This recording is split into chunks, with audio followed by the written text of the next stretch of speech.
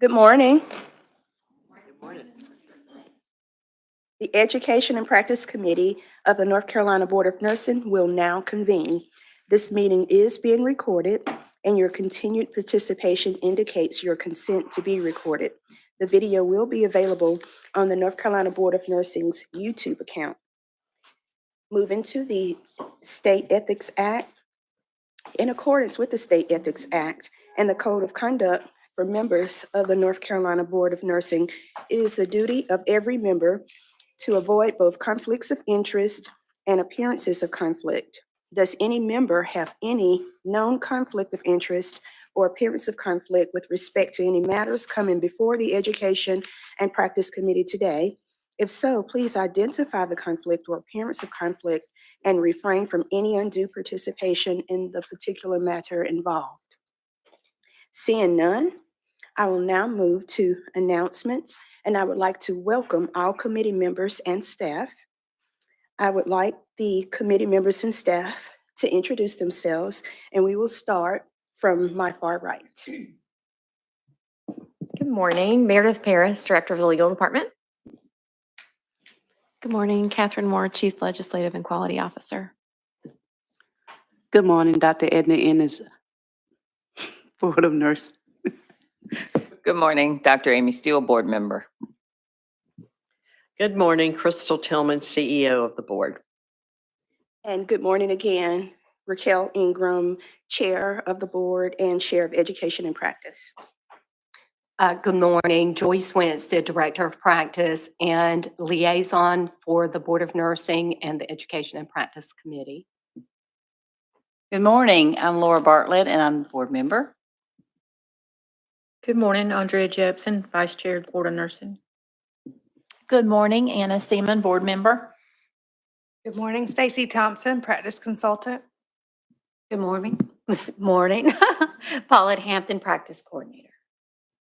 Thank you, and good morning again to our board staff.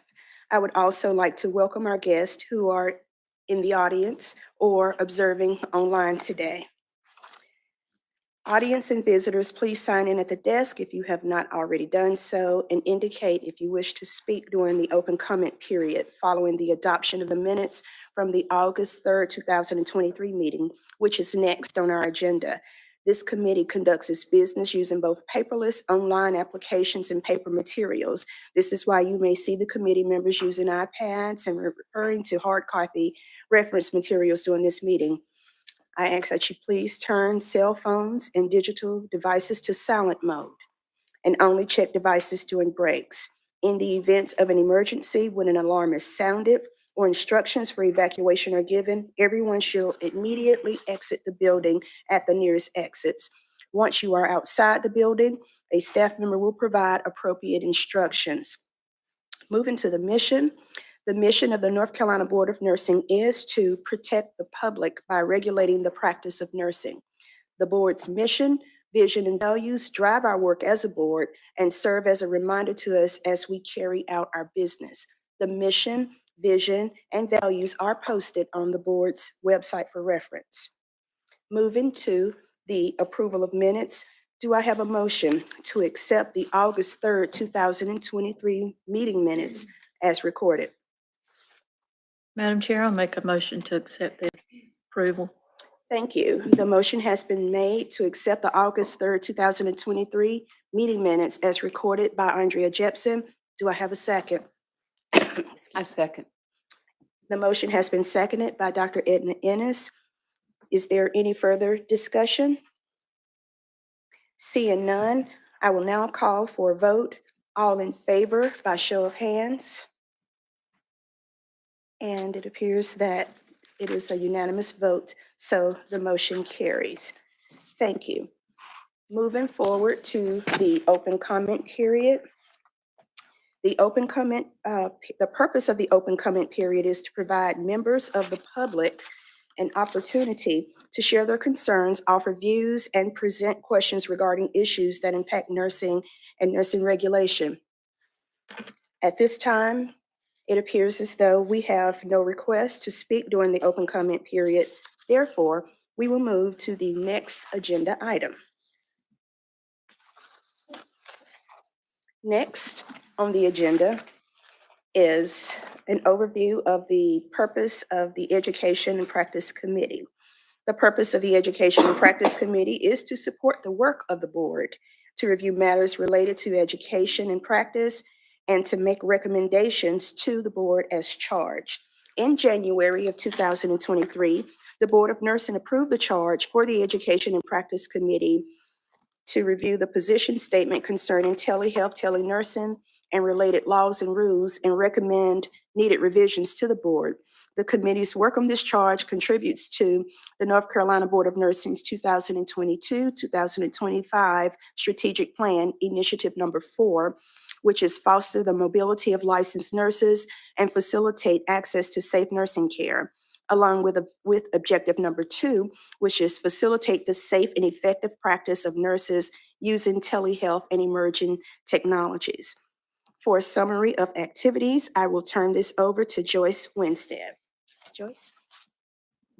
Thank you, Madam Chair, and good morning once again. This is our third and final Education and Practice Committee meeting for 2023. The practice staff have prepared the virtual PDF committee member packet that is located on SharePoint. The packet serves as an adjunct to the information that has been provided for committee members at the March 15th meeting and the August 3rd committee meeting, and to assist with the continuation of the committee's review of the Board of Nursing's position statement, telehealth, telenursing, and related laws and rules. So the packet provides for your convenience of reference resource materials that have been previously discussed, and it also provides some new information for your review. And you may have noticed that the packet is much smaller than it has been for the past 2 meetings. So let's just take a few moments to briefly look at the packet and see how it's organized. It's important that you download the packet because this allows you to be able to navigate from the table of contents to the sections, from the sections back to the table of contents or the agenda. So that's a very important function that makes it easier to use. So the packet has 7 sections. Section 1 is the agenda. Section 2 is the table of contents. And again, you can navigate on to each section and then back to the table of contents or to the agenda.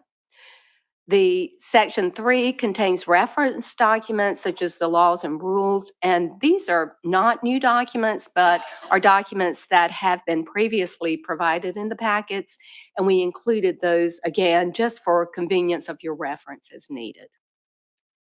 Section 4 is the National Council of State Boards of Nursing, or NCSBN International Guiding Principles for Telehealth Nursing. Section 5 is a draft of the proposed revisions for the position statement, telehealth, telenursing, which we will discuss a little bit later today. And Sections 6 and 7 are information about the 2 guest speakers that will provide presentations for us today. We also have provided an addendum folder at your desk side, and these provide some hard copies of documents that we thought would just be convenient to have as a hard copy. And when you look at the folder, on the right-hand side of the folder are the documents that are key points that were identified to be included in the revision of the position statements. We thought it would be great to just have that as a reference, as a reminder of what we decided upon with the last meeting. And also on the right-hand side is a hard copy of the revised position statement. On the left-hand side of the folder are 2 resource documents that were provided by our first guest speaker, Quinn Sheen. And it includes the Uniform Telehealth Act summary and the Uniform Telehealth Act, why your state should adopt the Uniform Telehealth Act. And the issue statement for the Education and Practice Committee potential new charge for 2024. Any questions about the packet or navigating with the packet? Okay. So telehealth, telenursing was last reviewed by the Education Committee in 2018. And at this time, the committee members determined that revision of the board's position statement, telehealth, telenursing, was needed to provide clarification of nursing practice related to telehealth and to assure the provision of safe nursing care. And that was really only 5 years ago. And look at the dramatic changes that have occurred in healthcare and especially telehealth during those 5 years. And of course, we have to attribute that primarily to COVID, which really served as that impetus to develop those virtual services and virtual platforms.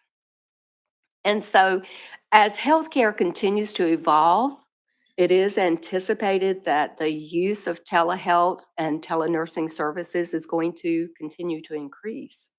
The American Telehealth Association stated that by 2030, more than half of the healthcare services provided will be through a virtual type of modality.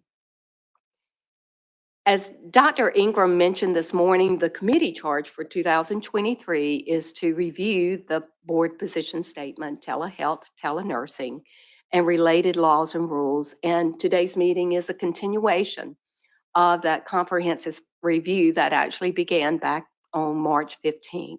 So I'd like to provide you just a brief summary of the work in which the Education and Practice Committee has performed up until this point.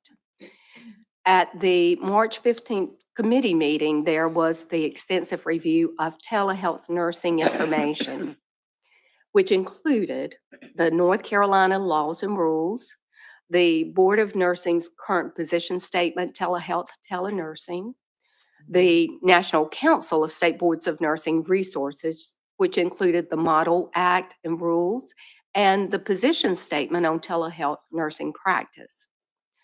The various definitions for telenursing, telehealth nursing, and telehealth that were obtained from the literature, other state boards of nursing, and professional organizations. The professional guidelines and standards for telehealth nursing. Other state boards of nursing position statements and laws and rules. A review of telehealth and telehealth nursing in the literature. Other state laws and rules for advanced practice registered nurses, and an overview of the Veterans Administration telehealth services. Then at the August 3rd committee meeting, we received presentations from external representatives from various practice settings across the state regarding their use of telehealth nursing services in their practice setting and any barriers that they encountered when implementing telehealth, with the exception of those technical difficulties. And to guide the representatives in the development of their presentations, they were provided 2 guiding questions. One is, how is telehealth or telenursing being used or implemented in your practice setting? Please discuss the general utilization, modalities of delivery, and nurse and/or APRN role. And as applicable, describe any telehealth or telenursing training provided for the nursing staff and patients. The second question is, other than technical difficulties, what internal or external challenges do nurses and/or APRNs encounter when implementing telehealth or telenursing services? And the representatives that spoke were from various practice settings across the state that included school nursing, rural health primary care center. A client spoke about her personal experience with telehealth services, ambulatory care, a nursing education program. A student spoke about her personal experience with telehealth nursing in her education program. An acute care at-home hospital, an electronic intensive care unit, a critical access hospital, home health hospice and palliative care settings, the Veterans Administration, a psych mental health nurse practitioner, a women's health nurse practitioner, and a managed telehealth services nurse practitioner.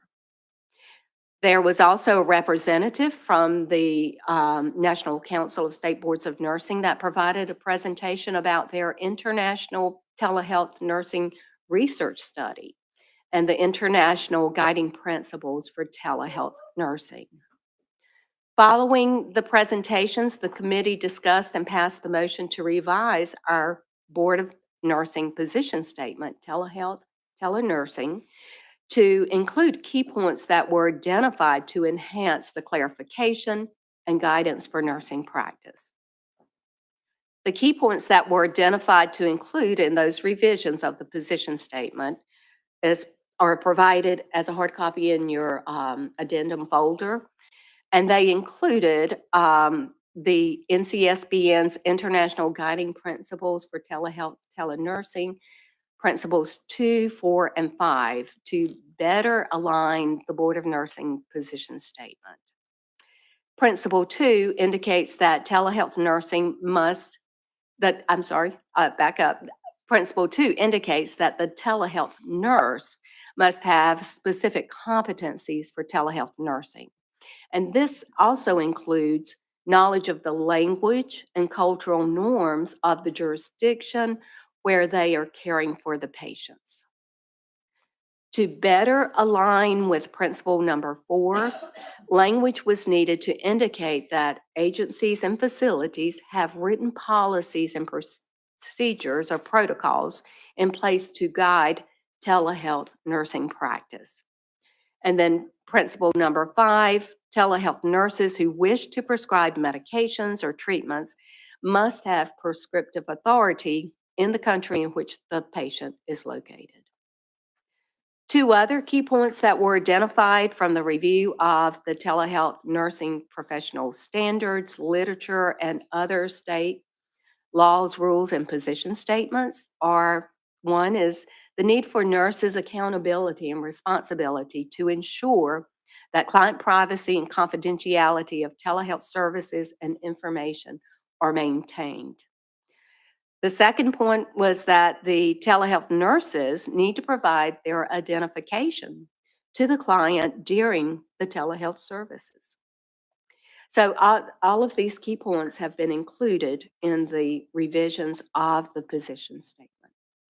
So this concludes our summary of the work we've done up until this point. Any questions or comments?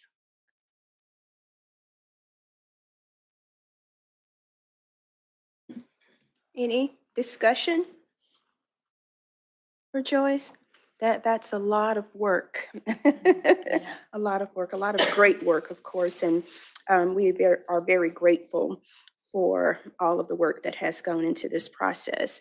And so seeing that there are not any questions, I will ask Stacy Thompson to provide a summary of the presentations given by the representatives during our August 3rd committee meeting. Thank you, Madam Chair. So in addition to the information that was researched on the topic of telehealth and telenursing, representatives from various practice settings were invited to share information at the August 3rd, 2023 Education and Practice Committee meeting. The information shared pertained to the current practices in telehealth and telenursing. Representatives were provided with the questions to guide their presentations to the committee. The main question for discussion was, how is telehealth or telenursing used and implemented in your practice setting? So representatives were asked to discuss the general utilization, the modalities of delivery, the nurse and/or advanced practice registered nurse's role, any telehealth or telenursing training that is provided to both the nursing staff and patients, and internal and external challenges that nurses or APRNs encounter when implementing telehealth or telenursing services. So 17 representatives across 14 practice settings, in addition to a representative from NCSBN, accepted the invitation to share information to the committee. The practice settings that were represented, as Joyce has already stated, school nursing, rural health, patient experience, ambulatory care, nursing education, acute care hospital at home, EICU, a critical access hospital, home health hospice and palliative care, the Veterans Administration, psychiatric mental health, women's health, and managed telehealth services, so a wide variety of practice settings. A summary of the information shared will now be provided according to the questions that were posed to the representatives in order to provide information across the represented practice settings. Information related to the topics of implementation, modalities, nurse or APRN role, training, and challenges will be included in the summary. So on the topic of implementation, the following information was provided. So a school nursing representative described a collaboration with school-based health center leaders and frontline school nurses that is aimed at working with the PCP, the student, and the family to provide care via telehealth to increase access to services, to address chronic absenteeism, to provide episodic acute care, and provide mental health visits with non-nursing professionals such as social workers. Rural Health described using telehealth to connect patients to services from in-home or in the clinic or also in school-based health centers and provide chronic care management. Ambulatory Care described using telehealth to perform specific activities such as hospital follow-ups within 14 days of discharge that's performed by the physician, conduct simple visits so that the patient didn't have to travel for conditions such as flu, sinus, or colds, and hospice care to allow the PCP to continue providing care as a consulting provider. A nursing education program provided information regarding the implementation of telehealth as a result of FNP programs being challenged in securing clinical sites, allowing students to participate in telehealth.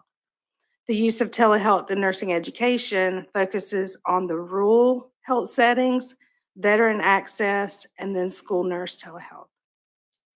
A student enrolled in a DNP program described using telehealth within the curriculum to participate in instruction of clinicals that mimic real-time, real-life encounters with a platform that has a virtual waiting room, a virtual exam room, and also provides access to the medical chart all in one. The use of telehealth in the acute care setting, specifically hospital at home, began as a COVID virtual hospital and implemented inclusion and exclusion criteria for patient selection for telehealth services. At a critical access hospital, telehealth was implemented as a tele-stroke program to access a tele-specialist. So telehealth services have grown to also include telepsych and teletherapy within this critical access hospital. The psych mental health nurse practitioner described the use of telehealth in medication management and psychotherapy. The implementation of telehealth can really be seen across a wide spectrum of practice settings with specific reasons for implementation, but a common reason for implementation across these practice settings is to increase access to services.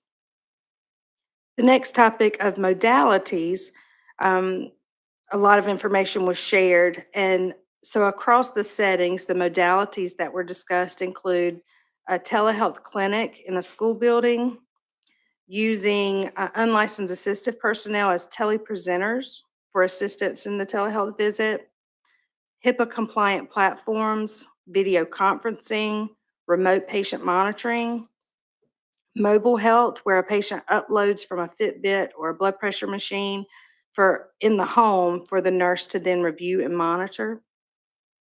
In nursing education, actors are trained in certain situations to present to APRN students as practice in delivering telehealth services. Other modalities are equipment provided in the patient's home, such as a blood pressure cuff, a thermometer, et cetera, and the patient is able to text information and questions to the nurse to receive the education, as well as a virtual call bell. So all of these are modalities that were shared during the discussion. On the topic of nurse and APRN role in telehealth and telenursing, school nursing described the nurse's role in care coordination with patients, with parents, students, and providers. In rural health, the nurse performs assessments and monitors the health status and reviews information obtained via the remote monitoring equipment. The nurse in ambulatory care rooms the patient virtually, prepares the client for the appointment through vital signs or other duties, and then provides education to the client on how to participate in the telehealth appointment and ensures that the patient is able to access on the platform. In nursing education, the student practices with an actor and is allowed to consult with a preceptor and then debrief after the practice. The telehealth visit is recorded for the purpose of the student being able to reflect on the encounter for professional development.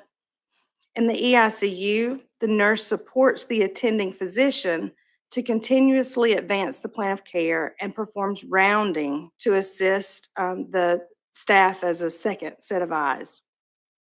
In managed telehealth services, the specific role of the LPN going to the home to perform vital signs, labs, and screening tools with a tablet before the telehealth visit happens with the nurse practitioner.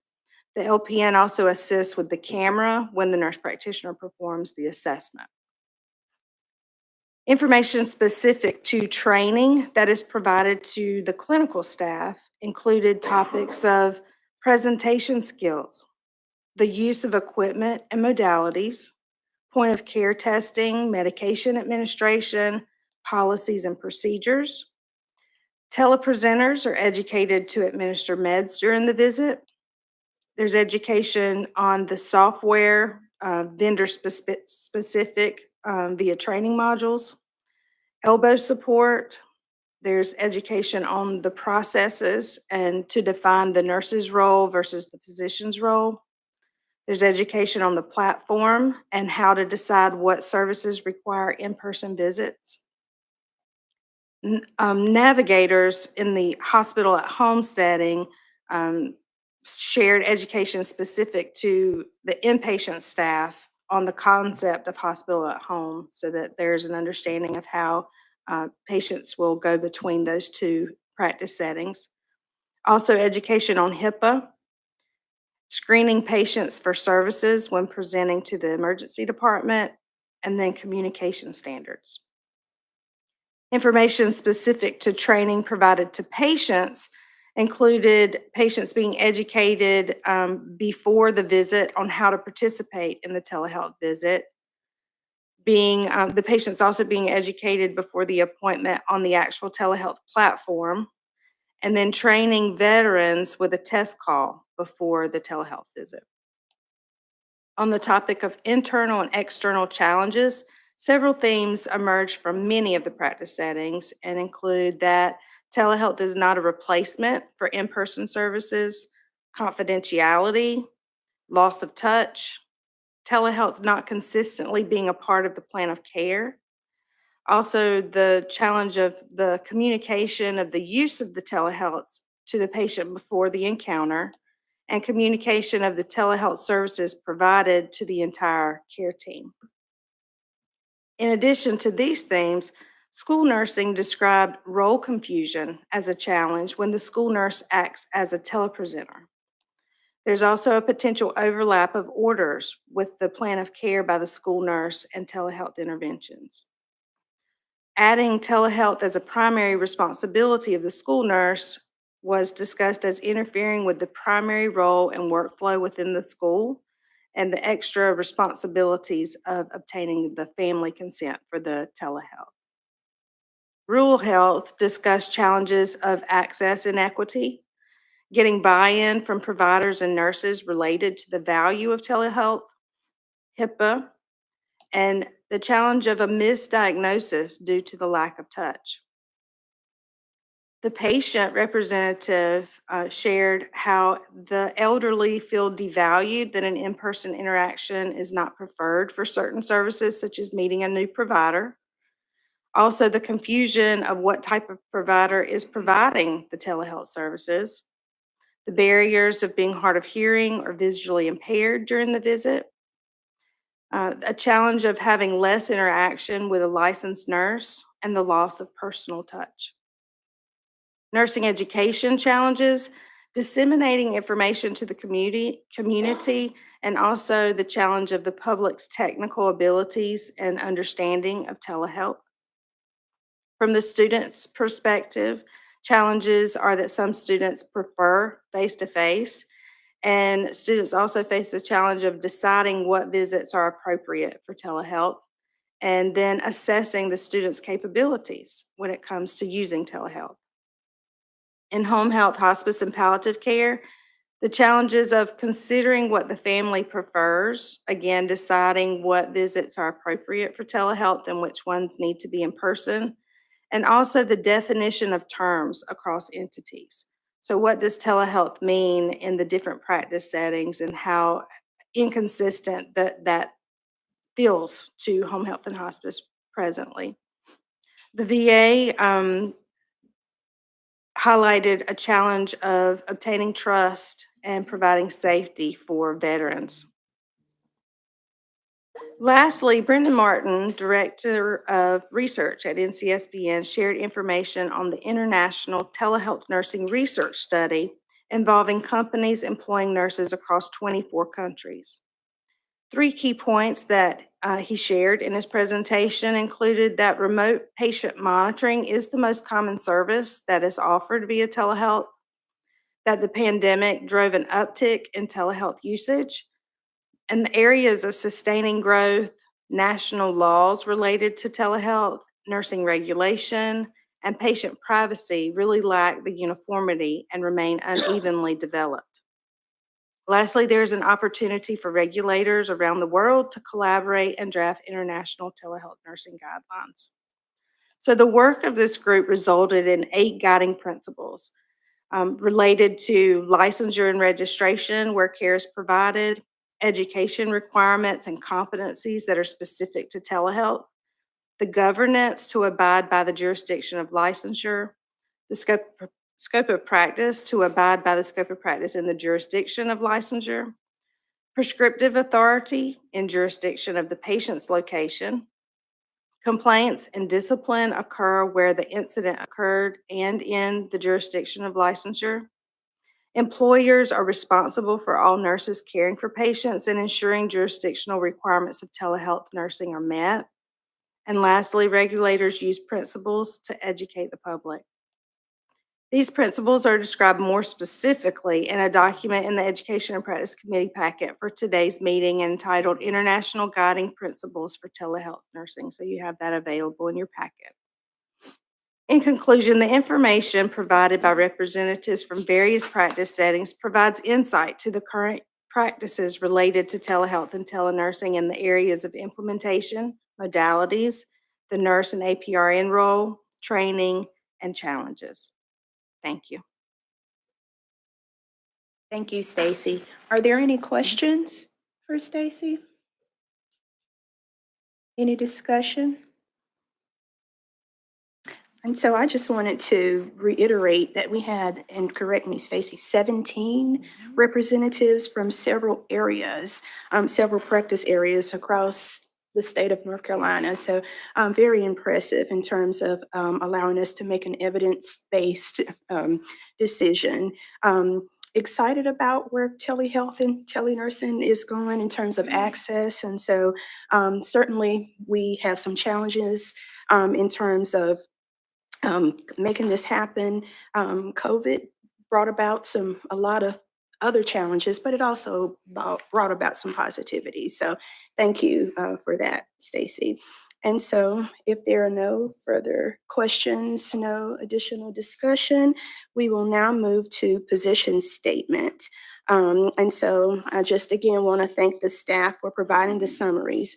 And at the August 3rd committee meeting, we also approved the motion to revise the current board position statement for telehealth, telenursing to include the key points that were identified during our meetings that Stacy just referenced. And so I would like to ask Joyce Winstead to provide us with a review of the proposed position statement revision. Thank you, Madam Chair. And so the revised position statement, you have an electronic copy in your packet, but you also have a hard copy in your folder, whichever one is more convenient for you to look at and review. In the electronic packet, it is in section 5.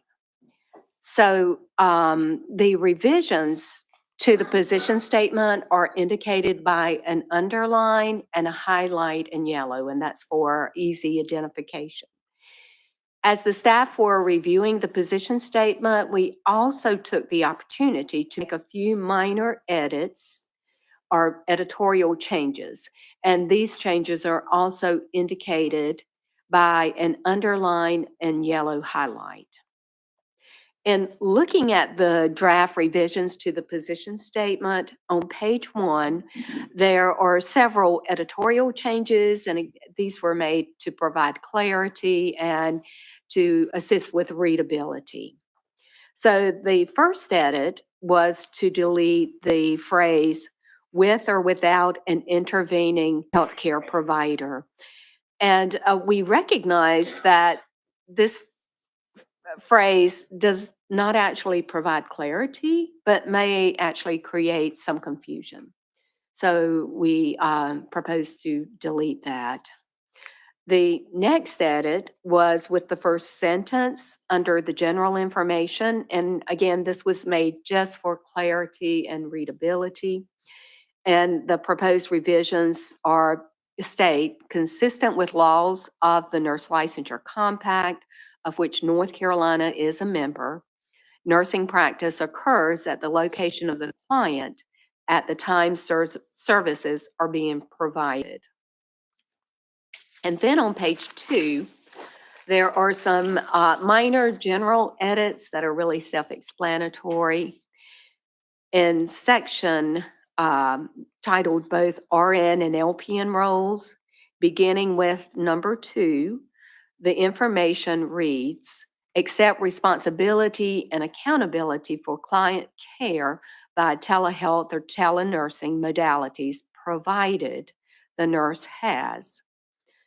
First bullet point, documented education, skills, and validated competencies necessary to deliver telehealth nursing services. And bullet point number 2, knowledge of the language and cultural norms of the jurisdiction or jurisdictions where the client is receiving nursing services. And these revisions were made to align with NCSBN's guiding principles number 2, which requires telehealth nurses to receive the education and training to enable them to acquire the competencies needed for telehealth nursing services, and to also include the language about the need for knowledge of the language and cultural norms of the jurisdiction where they are caring for the patients. In the section titled APRN Role, there was a minor editorial change deleting the word telemedicine. And then a continuation of that section on page 3. Some information was added for clarity purposes, and it addresses the APRN who is approved or recognized to practice in North Carolina and who may want to provide telehealth services outside of North Carolina. And the information was added to include APRNs must meet the licensure laws of the state, U.S. territory, or international jurisdiction in which the client is located. And again, an editorial change just to provide more clarification. The next revision is the addition of the statement, telehealth nurses who wish to prescribe medications or treatments must have prescriptive authority in the state or country in which the client is located. And this statement was added to align with NCSBN's International Guiding Principle number 5. In the next section titled APRN, Registered Nurse and LPN Roles, this is a new section that was added to provide information about the nurse's role to maintain client privacy and confidentiality of telehealth services and information, and to provide their identification to the client during the delivery of telehealth services. So the language that was added to the position statement states for number 1, maintain and safeguard telehealth client confidentiality and privacy including but not limited to delivery platforms and modalities, information, communications, and medical records in accordance with all federal and state laws and rules and agency policies. And number 2, provide a badge or other form of identification that is readily visible to the client, the telehealth client or clients, and displays the nurse's name, level of licensure, certification, and/or registration held. The next section, titled Role of Chief Nurse Administrator or Director of Nursing or Registered Nurse Leader, is a new section that was added to provide information and guidance for nurse leaders regarding their nursing administration responsibilities for agency standards, policies, and procedures related to the delivery of telehealth nursing services. The Nurse Licensure Compact requires that the nurse be licensed in the state in which the client is receiving services. And although NCSBN's telehealth guiding principle number 4 provides a slight variation from the Nurse Licensure Compact, the Board of Nursing position statement that was added assists with providing guidance for the nursing leadership to have those organizational and agency policies and standards in place to direct nurses in the delivery of nursing services. The information that was added states, as a component of leadership related to telehealth services, nurse leaders are responsible for identifying, developing, implementing, and updating standards, policies, and procedures related to the delivery of telehealth nursing services. And then we provided some updates to the reference list to make that current. So this concludes the revisions. Are there any questions or comments?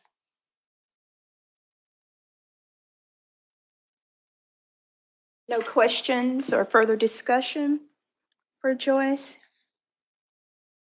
All right. Well, seeing none, is there a motion to approve the revisions to the position statement, telehealth, telenursing, as presented by staff? Okay, the motion has been made to approve the revisions to the position statement, telehealth, telenursing, as presented by staff by Dr. Amy Steele. Do I have a second? I'll second. Okay, the motion has been seconded by Dr. Laura Bartlett. Is there any further discussion? Seeing none, we will now call for the vote. All in favor by show of hands, all in favor of the motion. And it looks to be a unanimous motion, so no oppositions, and the motion is approved. The approved revision to the position statement, telehealth, telenursing, will go to the January 2024 board meeting as a recommendation from this committee, the Education and Practice Committee. So now we will move to the dissemination plan. With the dissemination plan, I would like to thank all the committee members and staff for your diligent work on the 2023 telehealth, telenursing charge. As Joyce Winstead indicated, this is our last meeting for this year. Upon approval of the revised position statement at the January 2024 board meeting, the practice staff will begin dissemination of the information. And I would like to ask Joyce Winstead to share the staff's plan for dissemination of the revised position statement for telehealth, telenursing. Thank you, Madam Chair. And as Dr. Ingram has mentioned, the revised position statement, telehealth, telenursing, will go to the January board meeting as a recommendation from the Education and Practice Committee for approval. Upon approval of the newly revised position statement by board members, practice staff will then begin disseminating the information to the public and external representatives. The position statement, telehealth, telenursing, will be disseminated to provide clarification and guidance for nurses employers, leaders, educators, and the public regarding the LPN, registered nurse, and APRN role for telehealth. So the dissemination plan that has been developed by staff, one venue is to post on the Board of Nursing social media. And that's through Facebook, X, LinkedIn, Instagram. Another venue is posting on the Board of Nursing website under the news and announcement section. Also in the section that we have a listing of the position statements, highlighting it as a newly revised position statement in that list will also help bring attention to it. Another venue is publication of an article in the bulletin that provides information about the work of the Education and Practice Committee for the 2023 charge and information about the revised telehealth, telenursing position statement. Another venue is publication in the board education communique, and that's to provide information for nurse educators about the position statement in telehealth, telenursing. Another venue is to present the information during the Board of Nursing's Nurse Leader Regulatory Orientation Workshop. And this is a workshop that is held 4 times a year for nurse leaders and aspiring nurse leaders. And the hope is then that these nurse leaders will then in turn take that information back to their organizations where they're employed.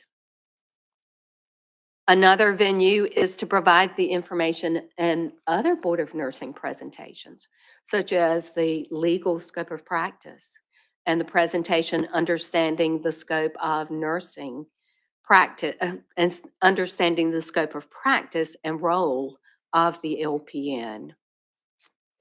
Another venue is to communicate directly with identified external representatives, such as the North Carolina Organization for Nurse Leaders, the North Carolina Nurses Association, the North Carolina Healthcare Association, the speakers that presented to us on August 3rd. And again, these representatives would take that information back to their organization, and also other identified representatives to share the information with. So are there any suggestions of other venues or plans for dissemination? I think, what Dr. Steele said, it's very comprehensive, and so excellent. You mentioned sharing with North Carolina Nurses Association. Does that include the presentation that, like the one that Sarah did where, It that- sure could. okay. Yes. I think that would be And great. as much as we can work it into the presentations Mhm. would be fantastic. Any questions for Joyce? Any further discussion? All right. Well, thank you, Joyce. And thank you to the committee as well, to the board, staff, and liaisons. So as we conclude the 2023 Education and Practice Committee charge to review the position statement concerning telehealth, telenursing, and related laws and rules and recommend needed revisions to the board, we are reminded that telehealth is constantly changing and continues to evolve. And so with that, staff thought it would be beneficial to conclude the charge with a slight glimpse into the future of telehealth. Staff have arranged for us to have 2 guest speakers. And so our first guest speaker, okay, so being that we are quite ahead of our agenda, we will take a break and we will reconvene shortly. Thank you.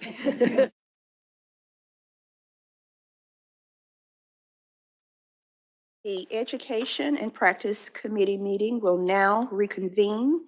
Again, staff have arranged for us to have 2 guest speakers in representation of the charge with a slight glimpse into the future of telehealth. And so our first guest speaker is Quinn Sheen, who has graciously agreed to join us early.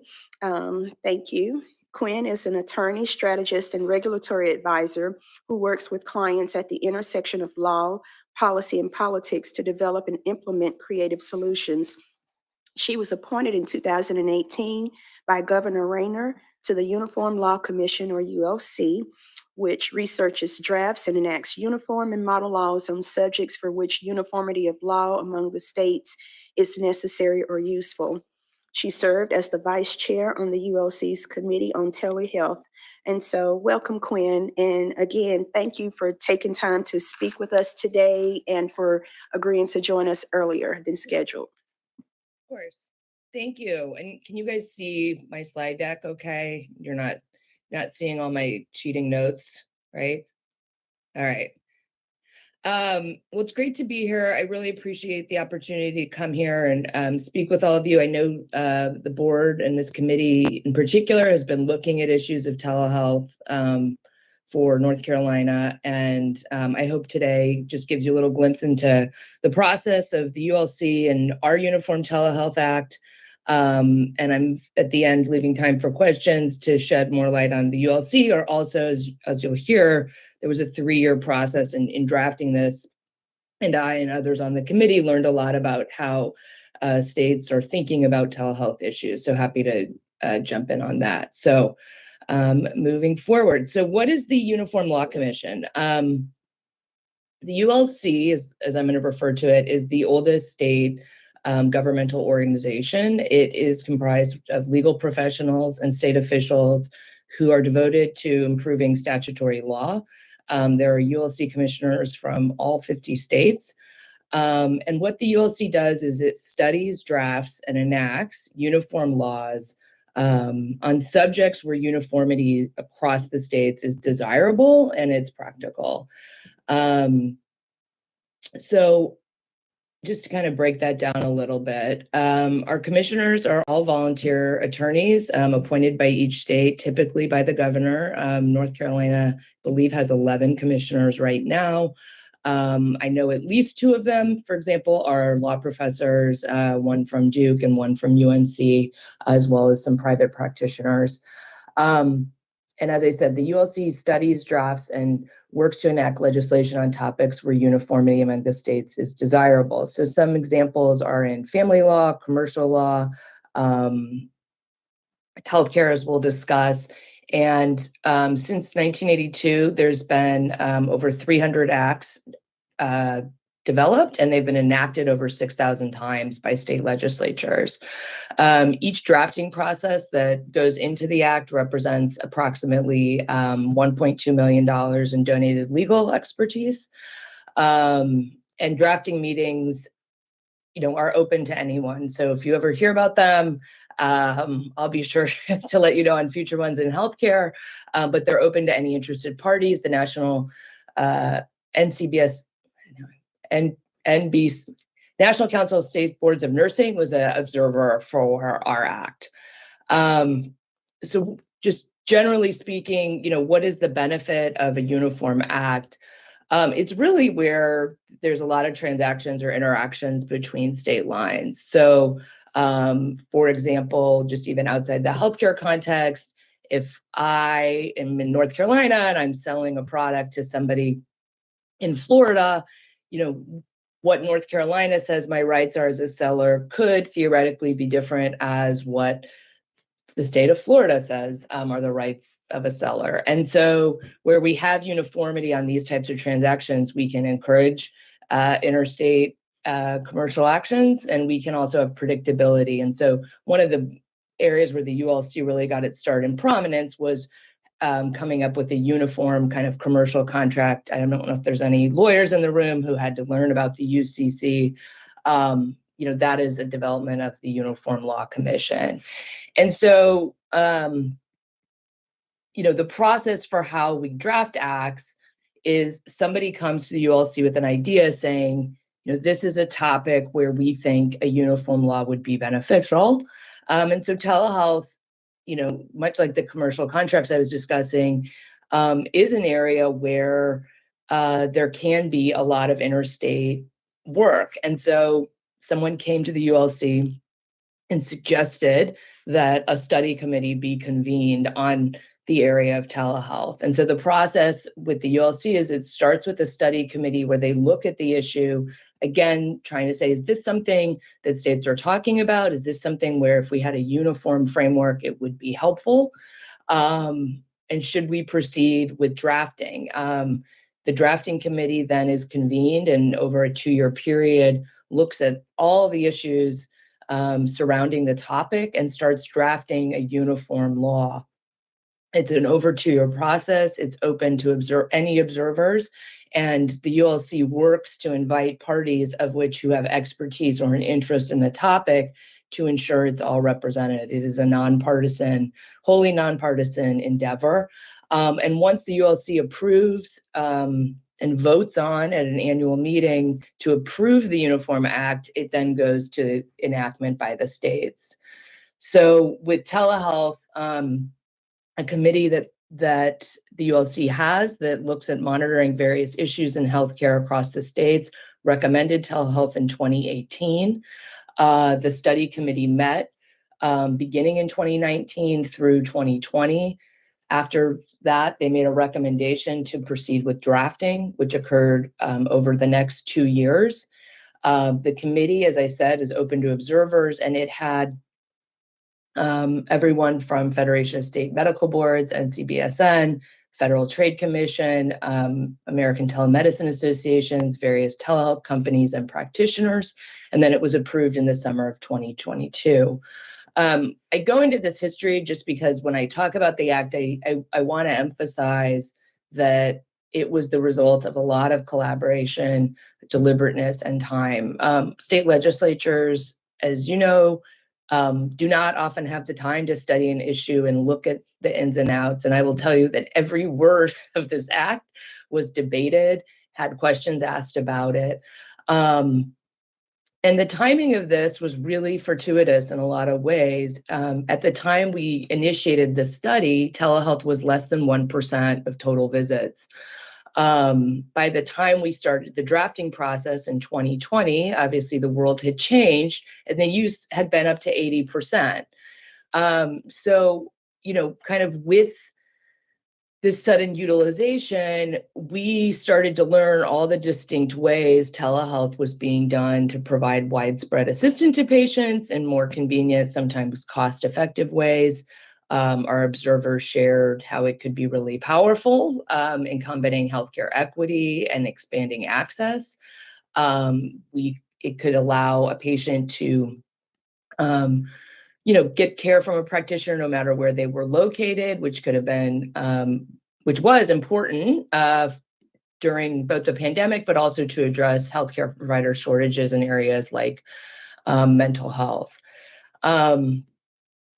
So ultimately, we really benefited from learning of all of these dynamics. And after a careful study of the landscape and ensuring that we had things, including adequate patient protections, we believe the act really resulted in the best of telehealth policy. And so the overall goal of the act is to have a framework that improves access to quality healthcare through greater use of telehealth. And towards that goal, there's kind of 3 objectives. And the 3 ways of improving access. The first is to just kind of make clear as a general matter that a practitioner who is licensed or otherwise authorized to provide healthcare in a state in which a patient is located can do so through telehealth. And in doing so, we remove some of the state law barriers to specific technologies and allowing the evolution of telehealth as technologies change. The second and third goal are to really expand circumstances in which out-of-state practitioners are permitted to deliver telehealth services. We heard consistently kind of through our committee that some of the mechanisms out there to really leverage telehealth to use and make more practitioners available, some were great, particularly the NLC was highlighted, and others had some barriers to being used and were difficult, or the incentives were kind of misaligned for patients, for practitioners who might have wanted to treat a patient, but everything that they had to go through didn't make it possible. So we really looked at, what are ways that we can better leverage telehealth to its full potential, but still retaining the ability of boards to discipline and set standards for practitioners who are delivering care to patients in the state. And then so what we came up with was a registration model, and I'll go into that, but it is kind of an additional pathway where a state can authorize an out-of-state practitioner in addition to licensure and compacts. And the third was to just recognize those situations where telehealth should be allowed to be used by a practitioner who is not licensed in the state, hasn't gone through the registration process, but those circumstances where we believe the state would authorize them in some special circumstances. And when I'm talking about this, we wrote this as a uniform act, but if a state chooses to introduce it, they do it within the framework of the state. So I'm kind of talking, kind of moving forward, I'll be talking as if North Carolina enacted it, but recognizing that has not happened. So the first was just to allow practitioners to use telehealth without restrictions, so long as they meet the standard of care. So this is really, again, if a practitioner is licensed and authorized to provide healthcare in the state, so they have a licensure or through a registration, they can provide so via telehealth if doing so is consistent with their applicable professional standards and the practitioner's scope of practice as defined by the patient's state. So these are a little misnumbered, sorry. In reviewing your position statement, it's fairly consistent with what the Uniform Telehack has done here. It is, the Uniform me, Telehack Quinn? says, I'm yeah. so sorry to bother you. I'm not able to see your slide. Can you share that? Huh. This one, you couldn't see it? Did it go? Can you see it now? Can you guys hear me? Yes, it was you were sharing initially, Quinn, but then it stopped sharing. Do you want to Huh. try to share again? Yeah, it still has me as sharing. 1 second. Sorry, guys. Did that work any better? Okay. Huh. I didn't touch anything. 1 second. Right. Let me just try this. Is there a way to unspotlight her? And Let me okay. just try this. Hi, Quinn. This is Brad Gibson Hi. with the IT department. We're seeing your slides, but they're not advancing. So if you can tell me what slide you expect to be on and tell me when to advance your slides, I can do it for you on our end. Okay. Well, I just changed something. So now I'm not even seeing anything. Sorry. Escape. Okay. I'm gonna just, should I stop presenting and reload it? Sure. That would.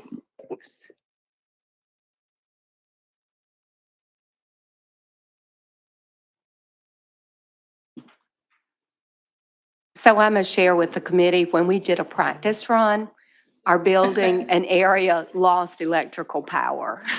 So this is just life. Yeah. So have you seen any of them, or just you've just been listening to me just blabbing? Let's see here.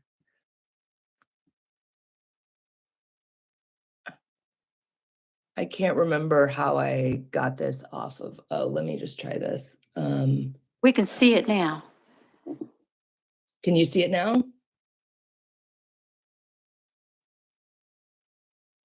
Can you guys see it? We can. Or Can it you is still the title advance slide. on your end? Let's see. No. I'm on slide 10.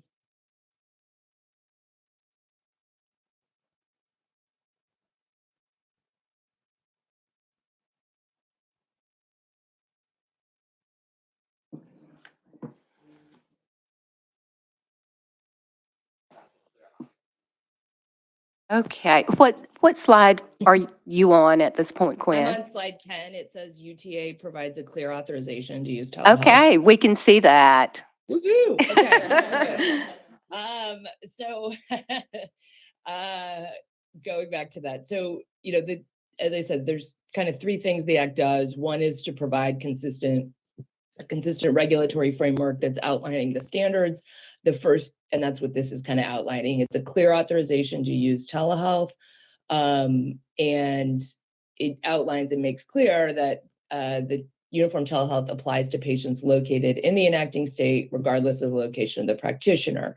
So if North Carolina enacts it, it says these are the rules that apply when you are serving North Carolina patients. It's not going to apply to services where North Carolina practitioners deliver outbound care, which is fairly consistent with your position statement, as I understand it, which informs your licensees that they need to check with the laws of the state where the patient is. Our act makes clear that a practitioner-patient relationship can be formed via telehealth. It does not include specifications on the technology that's used, but instead is deferring to the standard of care. And that's because our act really recognizes that telehealth is a delivery method for healthcare. It's not a separate form of healthcare. And so if you are using telehealth, you are expected to meet the same standard of care as in-person or other care settings, and you're also expected to comply with other state laws and federal laws. Our act, as enacted, expects practitioners to be limited to the authorized scope of practice for the state of the patient, as I mentioned, as well as federal or state laws. So if you are serving a patient in a state that has requirements around controlled substance, and you're standing in a state that maybe has different rules, it doesn't matter. You're expected to follow the rules of where the patient is. Two other things really quick that we did. Again, I was focusing on out-of-state practitioners. The Act creates a registry system to supplement kind of full licensure and interstate compacts. And it creates just kind of an additional and streamlined pathway for out-of-state practitioners to treat patients in, say, in North Carolina via telehealth. If a provider, doesn't already have a license, or they're not a member of a compact that gives them that authorization, this would set up an alternative mode. It's modeled after systems that are in place in Florida and Arizona. A number of other states have also implemented them. Requires a practitioner to be licensed in good standing. No continuing education requirements. It's limited to telehealth. You can't become a registered provider and then try to open up in-person services in the state. You are subject to discipline. You need to pay a fee, as well as appoint a registered agent within the state. As I mentioned, a number of states do have this model, and there has not been shown to be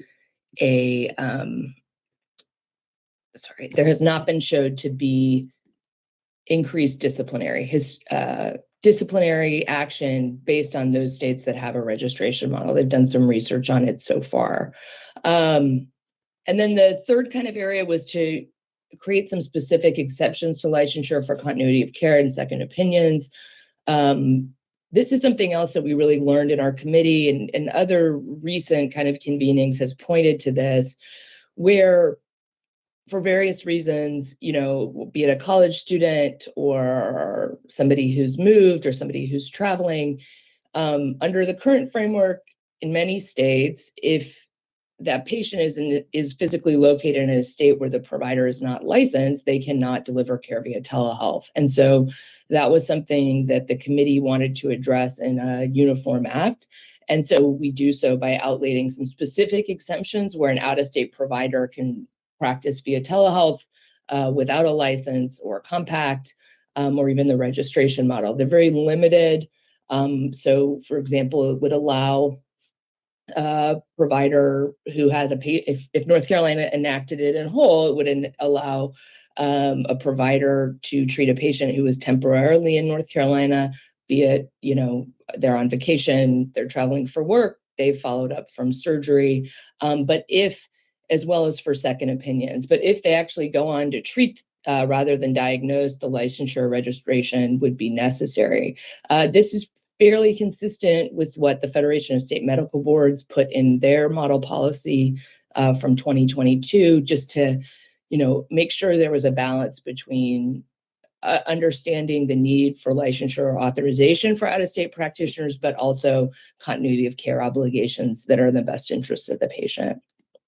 You know, I'll end kind of on this, which is the importance of having some uniformity across state lines. You know, if more and more states are adopting the ULC, Uniform Telehack, or even portions of it, that is going to better facilitate interstate care, but also be setting up appropriate patient protections across the board, so that a provider knows that, you know, if all the states enacted it, whatever state the patient's in, they need to be following the rules of where the patient is. They need to understand the prescribing limitations of where the patient is, but also on the same time promoting access through a registration model that allows more out-of-state providers, you know, to fill access gaps or specialist gaps where needed. What was I going to say? Sorry. And, you know, for North Carolina practitioners, if, you know, for the states that have had registration models, it opens up more markets for them to serve more patients outside of the state, you know, where appropriate. So I will kind of leave it at that. I don't know if this is going. If there's any questions on this, our process, if you hadn't seen the slides, I will be more than happy to share them. So you have a copy of them, and I believe I also provided some resources. You know, the last thing I'll say is I believe North Carolina is one of the few states that doesn't have a statutory framework around telehealth. I think around 2018, there was consideration about doing so. And I know in the past few years, there's been the issue of reimbursement. But I do think in addition to board guidance, having an overall statutory framework would be helpful for patients as well as providers, and would encourage the legislature, which I know you're not, the legislature, to do that with input from all the regulatory boards as well. So thank you for having me, and happy to answer questions if we have time. And Thank you, Quinn. Are there questions, committee members, for Quinn?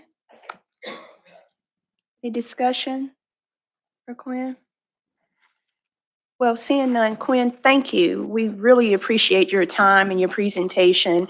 Again, thank you for coming early, and I also appreciate the historical overview of how we landed here. So thank you again for that. all right, thank you.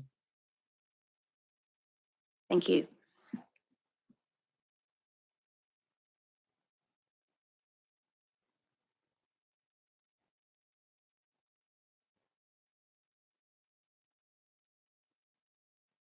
Okay, so we are still ahead of our current agenda, and we are awaiting, Dr. Dowler, have not heard back in terms of being able to start that presentation earlier. And so we will move to the committee approval of the 2024 committee charge, where I will ask Dr. Jennifer Lewis, Director of Education, to come and share information for our consideration of a new Education and Practice Committee charge that may be brought forth to the full board to begin in 2024. Dr. Lewis. Thank you, Madam Chair. To you and to the members of the Education and Practice Committee, I extend you greetings on behalf of the Education Department, including my colleagues, Drs. Milner and Ward behind me, and Ms. Tanya Bodie. As you conclude the current charge, we'd like to take the opportunity to thank each of you for your dedication to thoroughly exploring the field of telehealth, telenursing, and making conscientious decisions regarding language provided for in the board's position statement and through communication venues. The Education Department now asks that you look forward to 2024 and a new potential committee charge. For those of you who are recent newcomers to the committee, I'd like to provide some context ahead of stating the proposed charge for your consideration. Now, as stated in the issue statement for the potential charge, and this is located in the committee packet addendum for you and your review, In response to its 2021 charge that the Education and Practice Committee review and recommend amendments to the North Carolina Board of Nursing Education Rules and 21 NCAC 36.0300, approval of nursing programs, the Education and Practice Committee recommended amendments to the education rules and related definitions. And while this has been a long journey, I am pleased to share that we are moving forward in the rulemaking process. We have informed the public to include our immediate stakeholders of those proposed amendments.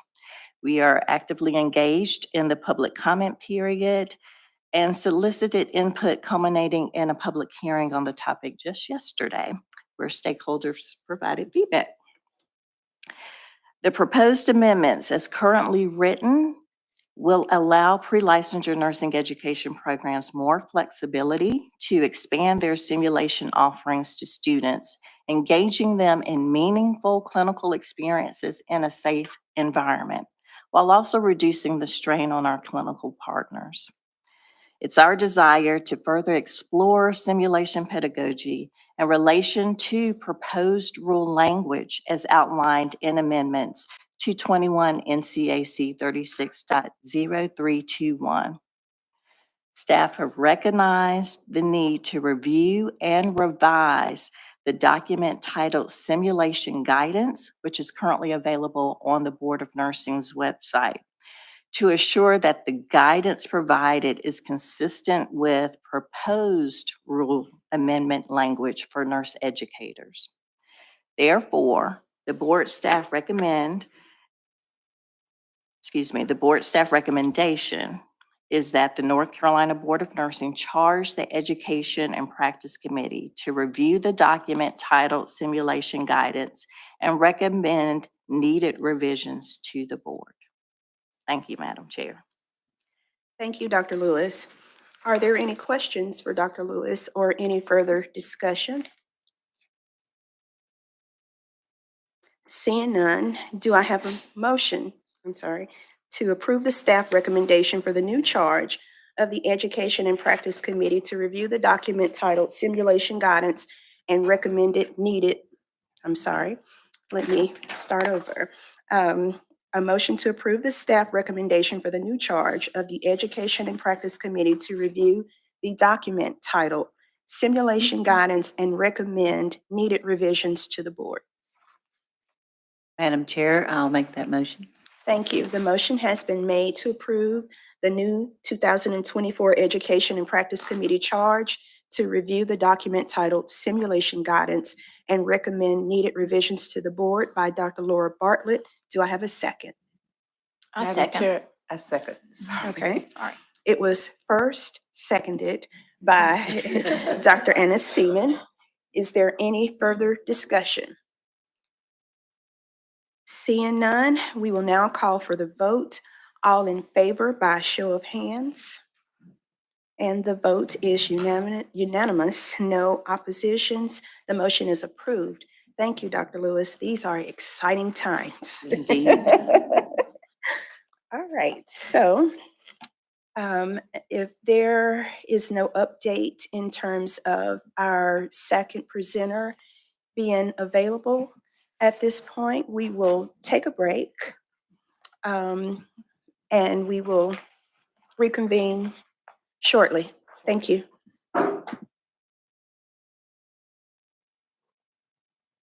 The Education and Practice Committee will now reconvene. Our second guest speaker is Dr. Shannon Dowler. Dr. Dowler joined the North Carolina Department of Health and Human Services, or NCDHHS, as the Chief Medical Officer for North Carolina Medicaid in 2019 and was appointed as Assistant Secretary for Health Access in 2022. In the COVID pandemic, she led efforts across DHHS related to telehealth and health equity, with a focus on increasing testing and vaccination in historically marginalized populations and rapidly transforming Medicaid clinical policies to accommodate telehealth.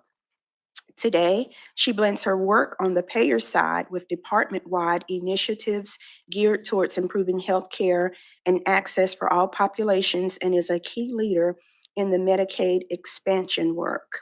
Welcome, Dr. Dowler. Can you hear me? Yes, I hear you. Thanks for having me. Absolutely. Thank you. Thank you for taking time to speak with us, and thank you for agreeing to join us earlier than initially planned. No problem. Shall I just get going? Yes, it's on you. All right. Perfect. Thank you. Well, I'm coming to you from the mountains of Western North Carolina, where I live on the side of a mountain in a very rural community. So I've gotten the last 4 years to experience rural life and how different it is than urban life. And it's really been good timing with all the things that have been happening in our state from the healthcare perspective. I'm a family doc by background. I have a son who is in his first year of nursing school at Appalachian. So I am feeling more connected to the Board of Nursing than ever before. As I listen to him, he calls me after his clinicals every Wednesday on his way home and tells me what cool things he got to do. And so anyway, that's exciting. But we're here to talk about telehealth, but we cannot talk about telehealth without just taking a moment to reflect on Medicaid expansion.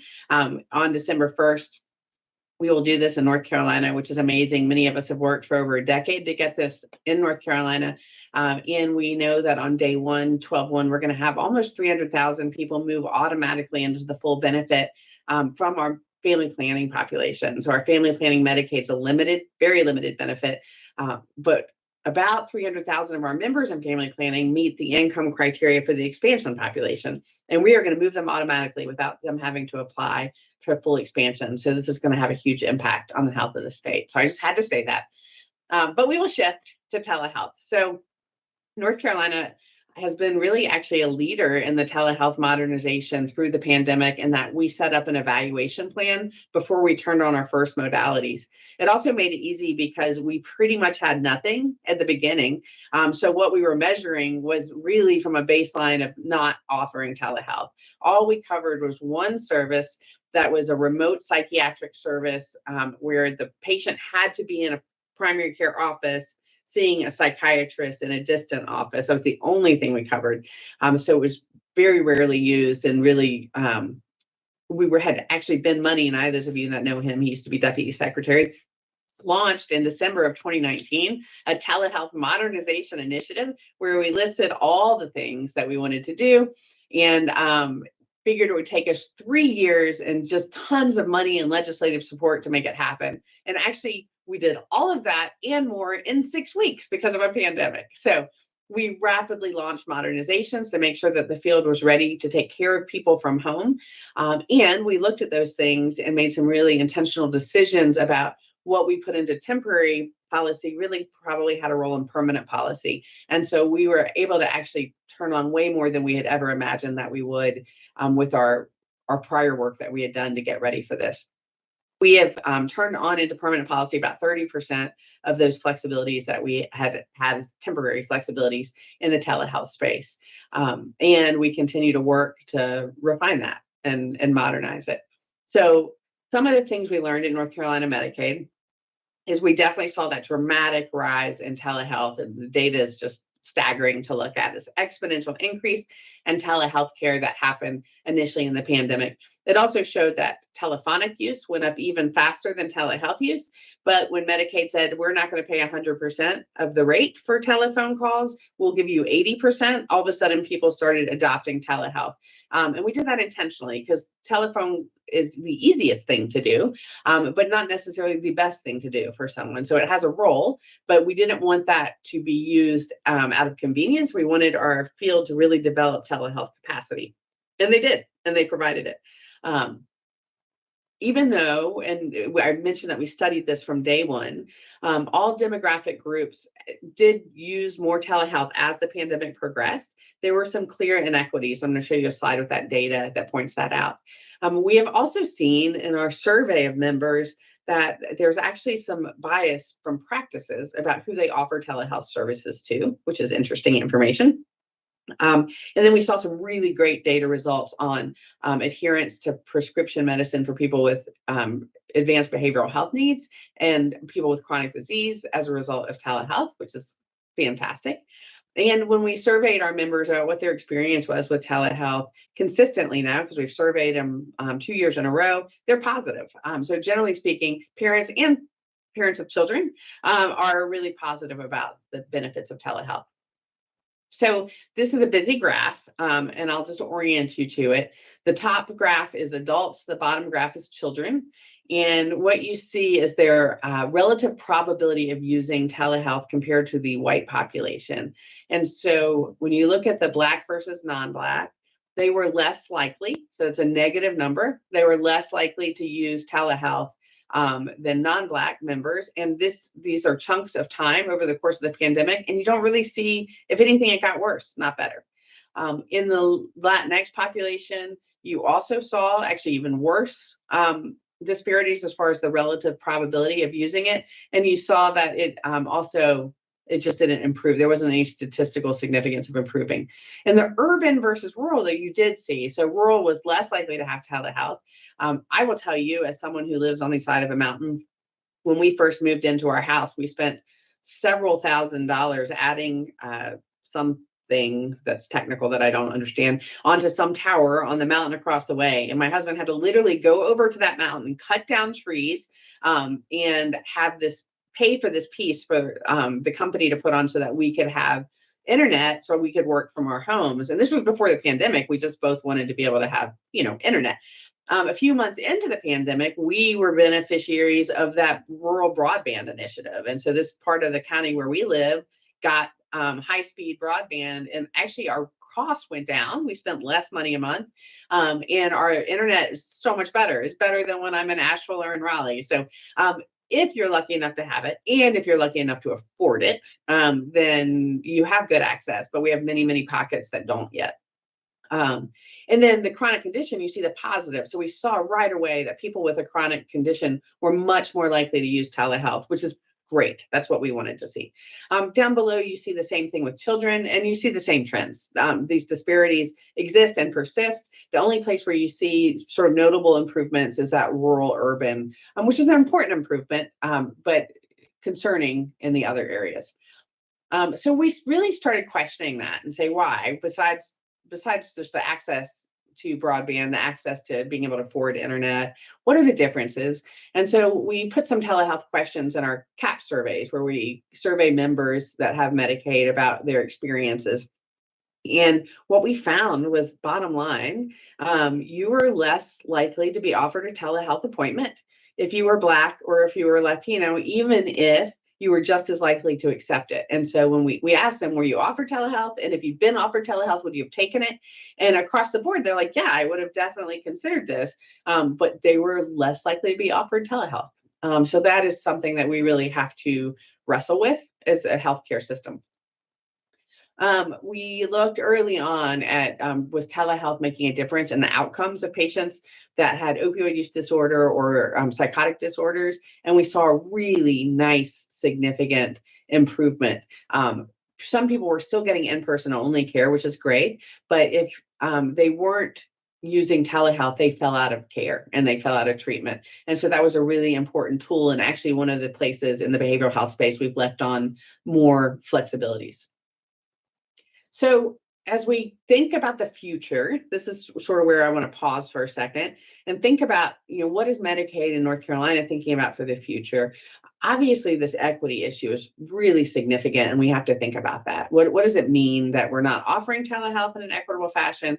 But also, we're seeing that the numbers are going down and down and down. And so practices have gone back to business as usual, as opposed to continuing to build on the modality.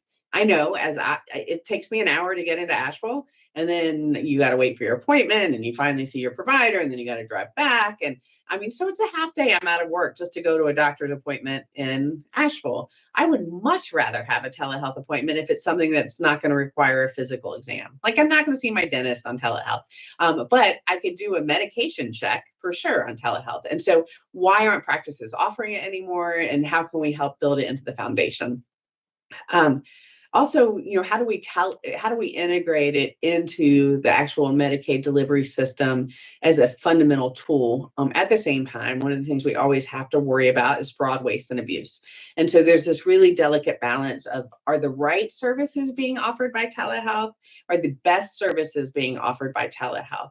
I mentioned in the beginning around the telephone use. I was really concerned about all the telephonic care because I think on the continuum of care, seeing someone in person, being able to touch them, being able to see their body language, being able to have that check their vital signs, like these are all important things, and probably I would say the best care. And then in between, there's this real-time audio visual, and then it's telephonic. You can't really see the person. You can't I'll go back to one of the nice things about telehealth is you can see their environment, and you can learn a lot about a person by seeing their environment. But when you go to telephone, you can't really verify they're who they say they are unless you just happen to know their voice really well. There's more risk. You can't really assess any kind of physical exam. It's just on the lower end of care. And then, of course, email communication would probably be at the very bottom end of that as far as the quality and value of healthcare. So are we using the right things in the right places at the right times? And that's really an important question that we're struggling with. How do we measure that? And how do we make sure it's the highest quality of care for our Medicaid beneficiaries? How do we make sure that practices aren't disproportionately providing low value care for our Medicaid members, which is a risk? I was back in the day when I was working with a federally qualified health center. We were trying to bring on a health systems ambulatory practice to our federally qualified health center to get more access. And we met with an OBGYN practice in a rural community who said with a completely straight face, well, could we have a separate waiting room for the Medicaid people? Because like in our other room, we want to have TVs and water bottles available, but that we can't do that for the Medicaid people. They'll steal the things. And so there is this significant bias out there in the world that we have to contend with. So how do we make sure that our Medicaid members are getting the highest quality care that they deserve? How do we build and use remote monitoring and some of the other tools that are out there and build that into our audio and visual telehealth? Huge opportunities there. What do we do about workforce? Everyone's struggling with workforce. I think probably in the nursing field more than anywhere else. Workforce is a really significant concern, not just in the hospitals, but in the ambulatory space as well, and particularly when you get into really rural spaces. So how do we balance workforce implications with making sure people are getting the highest quality of care? And then I think the last thing that's always on our minds is how do we continue to innovate? How do we get better and better? And so that takes me to the next slide, which is this is what we put into permanent policy. It's like an 80-page document. So it is not for the faint of heart, but there are so many temporary flexibilities that we put into permanent policy. They're linked to through this bulletin that we have, and we're constantly changing it. Not a lot now. We're sort of at a pretty stable place with a few notable exceptions. And that's where the piece around innovation comes in. One of the modalities we turned on first was what we're calling the hybrid home telehealth visit. And that was a visit we designed because in the past, Medicaid would reimburse at a pretty high reimbursement rate, relatively speaking, for a physician or advanced practitioner to go into a patient's home and do a home visit and see the person in their home. And so it was more, let's say an average visit reimbursed at $90. This visit might reimburse at $180. I'm just making these numbers up, but it was significantly more. However, if you're in a practice, you have just pulled that provider out of the office for 4 hours, because by the time they drive there, they do the visit, they drive back, you've lost a half day of their productivity. So not only have you lost income as a practice, you've lost access. So they've not been able to see people during that time. So what if you could send a trusted staff member? And we kept that definition very loose to keep it flexible, because we know in the ambulatory world, people trust people in their homes in a different way. And so that sometimes maybe it was a medical office assistant that was a trusted staff member that could do the thing, but maybe it was an RN or an LPN. So we left it vague, but they could go into the home, do the home visit. They could get that same high reimbursement rate, and they could do vital signs. They could do a urine dipstick, measure a fundal height on a pregnant woman, listen to heart tones. They could do whatever the things were that the practice was comfortable with. And then they would facilitate a home visit a telehealth visit with the provider in the office.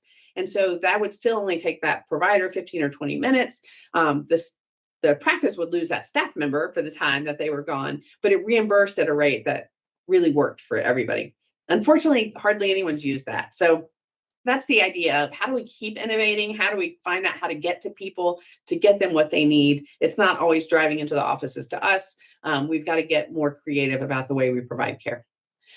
So when I said that we're continuing to make changes, it is through this process. So about 2 years ago, we put up a public facing process that still a lot of people don't understand or know about. And it's our provider stakeholder request for coverage form. So anyone can go in and say, hey, Medicaid, you big dummies, why aren't you covering X, Y, or Z? And it's maybe something that all the commercial payers cover, but for whatever reason, Medicaid missed the memo and isn't covering it. So we wanted to put that out there so you could tell us if we missed something.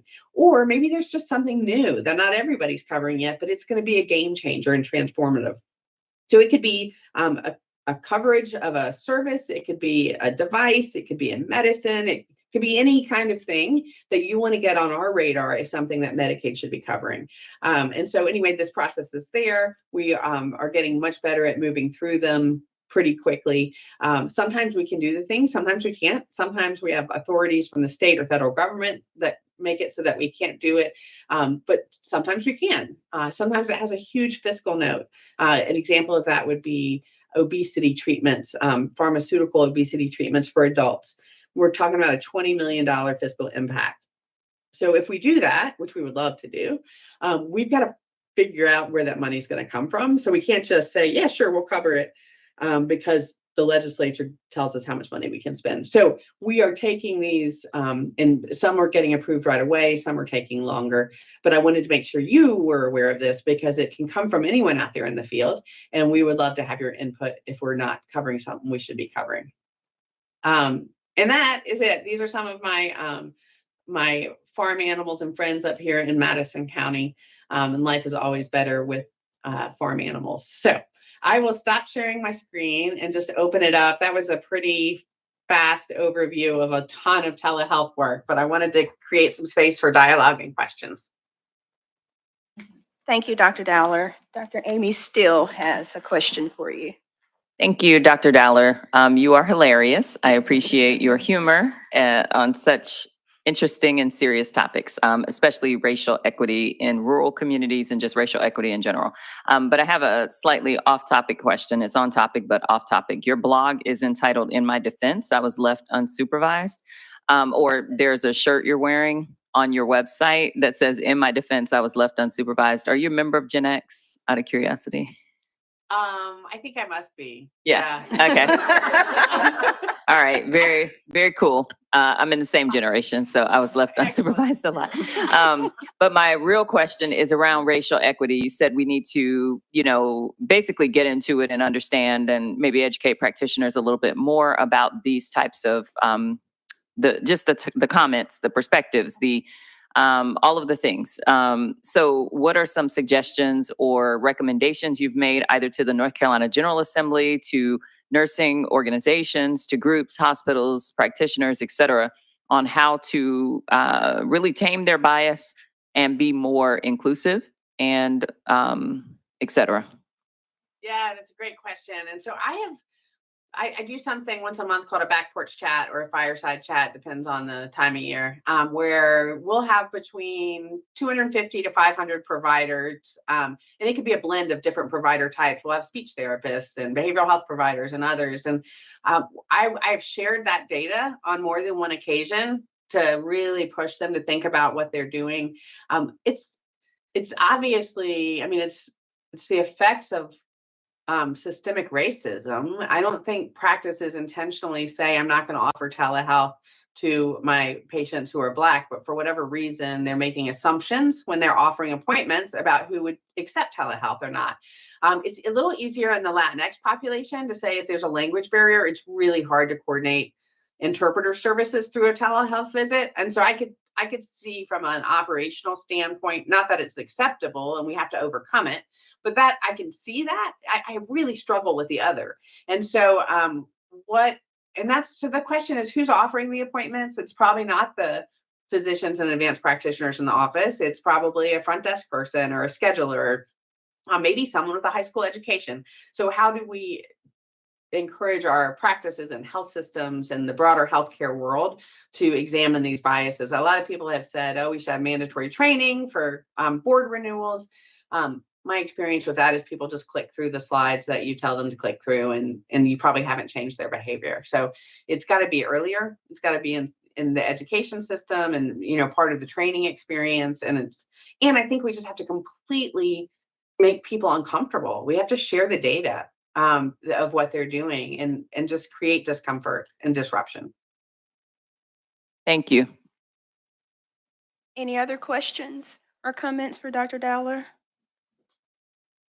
So Dr. Dowler, I too found your presentation just fascinating, just phenomenal. Thank you for sharing the information about Medicaid expansion. And I especially like the component where people will automatically be transitioned and not have to self-enroll. So that's phenomenal.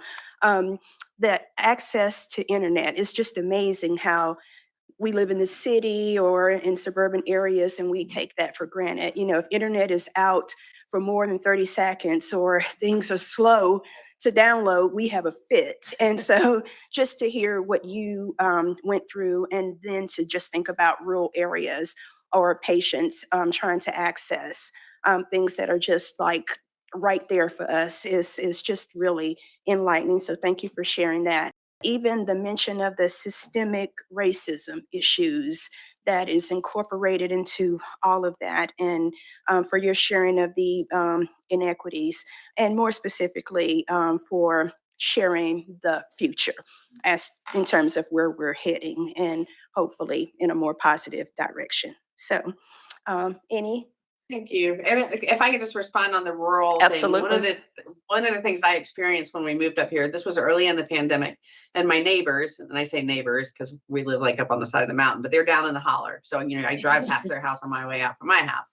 And they have two elementary age children who were totally remote during the pandemic, and they didn't have internet and they couldn't afford it. They would drive their little four-wheeler to the top of the mountain across from me where the cows are, and where they could get cell service, because you can't get cell service where we live, especially down in the holler.